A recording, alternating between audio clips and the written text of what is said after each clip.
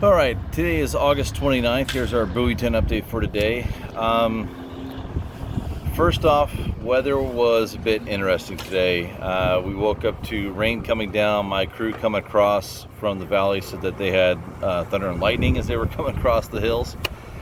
And the rain just never really quit. It was not bad. It was really beautiful for a few hours there this morning, but the rain just kept coming off and on, these little cells. It's almost like spring-like weather, where you just get these little cells that come through and then it starts raining on you pretty good, and the wind comes up and then it quits, and the rain comes up, wind comes up, and it quits.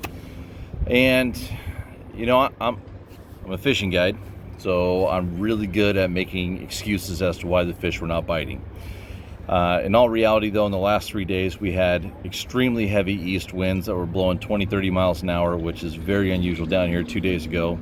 Yesterday it was blowing hard from the northwest, and then today it was blowing from the south. First thing this morning is southeast, and then flipped over to south and southwest. So barometers all over the place, wind's been all over the place. I don't know. What I'm getting at is that today was not the best bite, at least for me. I know some guys, no one really messed them up today. No one really got on a great bite. In fact, the phone was ringing off the hook most of the day. Everyone's looking. It sounds like right now it's high slack tide. It is 4:30ish right now, and guys are just now starting to catch them. But this morning was a grind. Everyone went to their usual spots. Marker one, we went to Shipwreck, guys went to Hammond, all over the place, and it just never went anywhere. And don't know why. We caught a handful of fish. It was fun. It was a great time. Let some go. Let some nice Chinook go.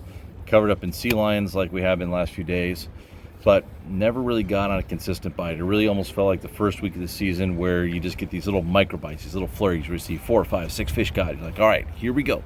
And then nothing. So it was just one of those days, just the way it is. And in fact, of all the years that I've been fishing, I have never once got a hook in my hand or anywhere on me past the barb. Never once. And then today we're on a pretty good bite where we're getting bit every 30 seconds, minute and a half. So I was trying to keep lines in as quickly as I could. And we hooked into a little tiny shaker, a little feeder that was probably like 12, 14 inches long. It was tiny. So I just reached down, I grabbed that lure, and he shakes his head, and that trail hook goes right into my pinky finger and all the way through. It went from one side of my pinky, this pinky right here, from one side to the other, but it didn't hit any tendons, didn't hit any bone. It went straight meat all the way through. And fortunately, it was all the way through. I just used my Gerber pliers, pinched down that barb, and slid it right out. And I'll post a picture on my social media. If you guys follow me on Instagram or on Facebook, I'll post a picture of it. It was a pretty healthy hook. And all from just a little tiny fish too. But in the middle of that, we were still catching fish. It was fun, and man, an exciting way to start the day. But gosh, it just, after like 9:30, 10 o'clock, everyone was just really searching until right now here at high slack, first part of the outgo. But we are up to 9-foot tides right now. Hopefully the ocean will start kicking out some fish.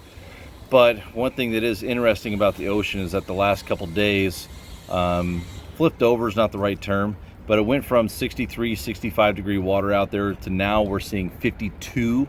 So super, super cold water.